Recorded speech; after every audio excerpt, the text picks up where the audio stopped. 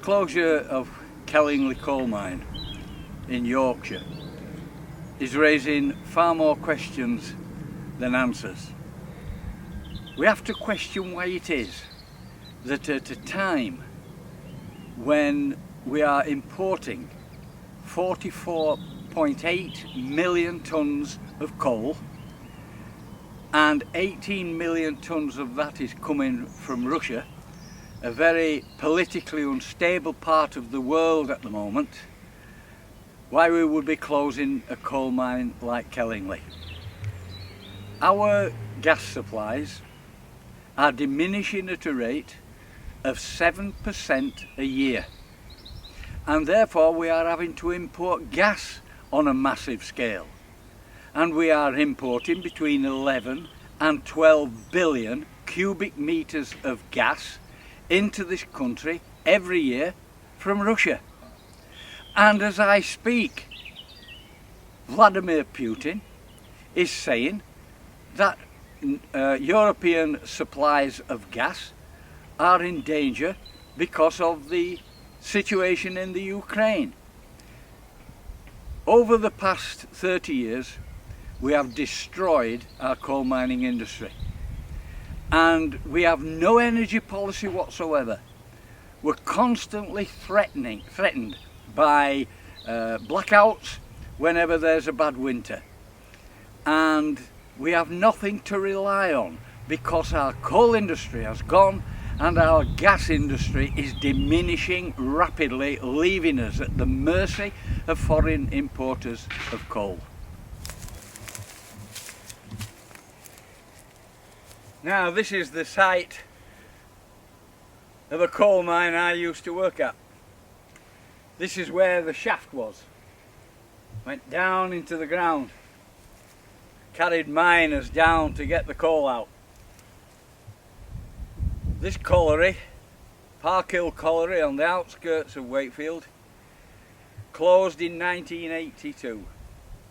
And at that time, we had in the region of 190 coal mines in the UK, with probably 190,000 miners working in them, producing coal that kept this nation in energy resources and kept the electricity flowing.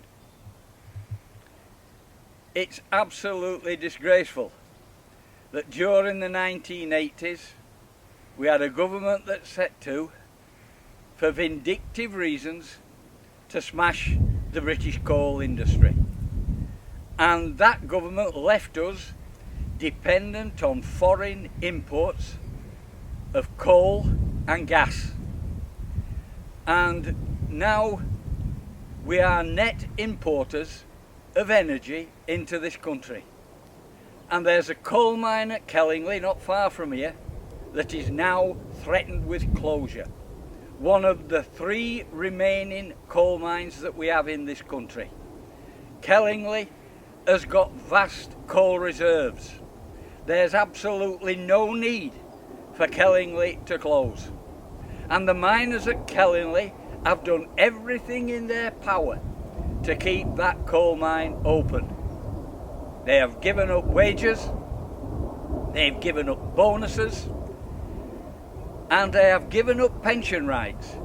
Millions of pounds out of their pension rights have gone to the owners of that colliery, UK Coal, on the promise that those jobs would be safe. And now, 6 months on from that, their jobs are threatened with almost immediate closure. The questions are, where has all that money gone? How much of it went to the directors and how much of it went to shareholders? I merely ask the questions because they've had a lot of money out of the pockets of Kellingley miners who are now faced with job losses. Not only will it affect them, but of course also affect their families. And we need that coal from Kellingley. If Kellingley closes, we will have to replace that coal, and we'll have to replace it with more imported coal or more imported gas. And that will knock up the prices of energy bills that fall through the doors of ordinary people. The government is trying to blackmail the miners at Kellingley into accepting closure as I speak. They've offered £10 million, not to keep Kellingley open, but to close it. And on top of that, they are saying that that £10 million is dependent on the miners at Kellingley accepting the closure of their pit. It's absolutely disgraceful that such arm twisting again is coming from another Tory government. They destroyed the British mining industry. They left the British energy policy in tatters. We now are threatened with blackouts in this country if we have a bad winter. And at the same time, we are getting gas and coal from politically unstable regions of the world like Russia and Iran, whilst a colliery not far from where I stand is being threatened with immediate closure. We have a government in this country so wedded to the idea that the market rules everything that they are prepared to see a national strategic asset like Kellingley Colliery close. I find that totally unacceptable.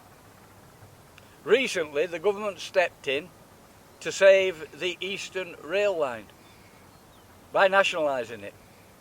The government poured billions and billions of pounds into the banks to save the banks, and still doing so.